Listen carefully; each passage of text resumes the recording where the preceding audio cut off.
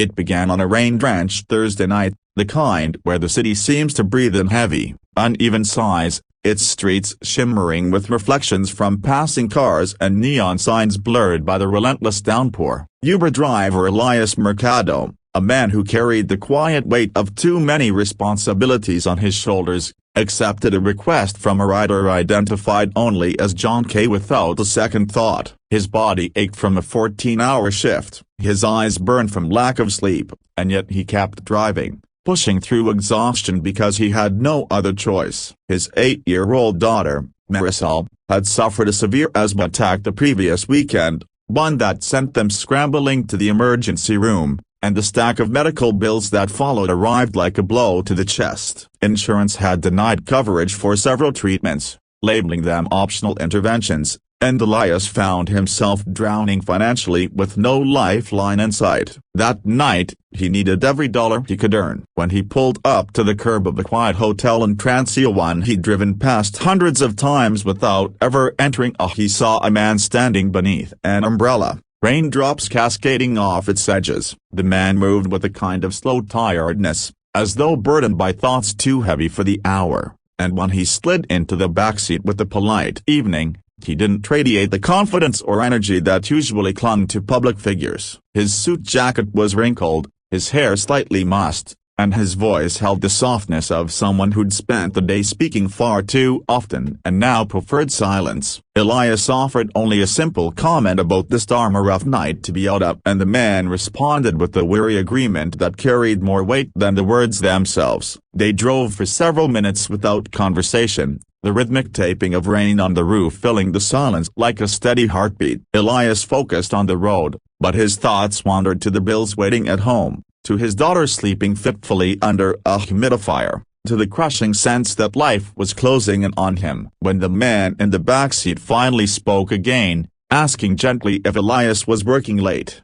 something broke open inside the driver. Maybe it was the softness in the man's tone, or maybe it was the simple truth that Elias had been carrying far too much alone. He hesitated, then admitted he was driving extra shifts to cover medical costs. His voice wavered as he described the panic of seeing his daughter struggling to breathe, the frustration of fighting with insurance representatives who seemed more robotic than human, and the exhaustion of working non-stop just to keep his family afloat. The passenger didn't scroll on his phone, didn't interrupt, he simply listened, leaning forward slightly, hands folded as though honoring every word. When Elias apologized for oversharing, cheeks burning with embarrassment, the man said softly, "You're not oversharing. Sometimes people need to be heard." The sincerity in his voice startled Elias. Most passengers offered a polite nod or a dismissive comment, but this man asked about Marisol's recovery, about how Elias managed stress,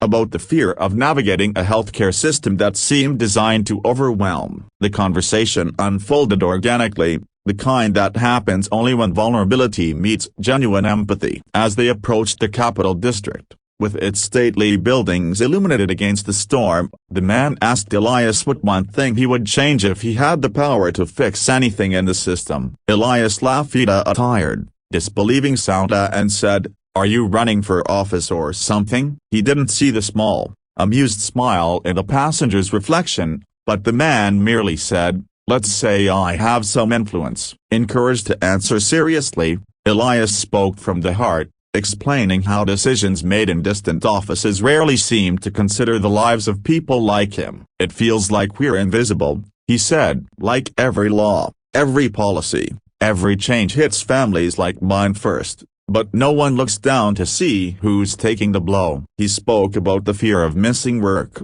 the unpredictability of medical emergencies, the rising cost of living, and the deep wish that those in power would spend just a single day in the shoes of the people they claimed to represent. The man grew quiet, his expression thoughtful, his gaze fixed on the blurred lights outside the window. The silence felt contemplative rather than empty, like the space between two people who suddenly understood each other. When the GPS announced they had arrived at the destination, Elias slowed the car, expecting to drop the passenger off at another hotel. Instead, they pulled up beside a discreet government building. Confused, Elias turned off the wipers and asked if the app had misread the destination. The passenger shook his head and retrieved a small card from his pocket. "I wasn't trying to hide anything," he said gently. "I just needed a moment away from the noise." He handed the card to Elias, who blinked at the name printed in bold. Senator John Kennedy, United States Senate. Elias's breath caught in his throat. He stared at the man he'd spoken to so candidly,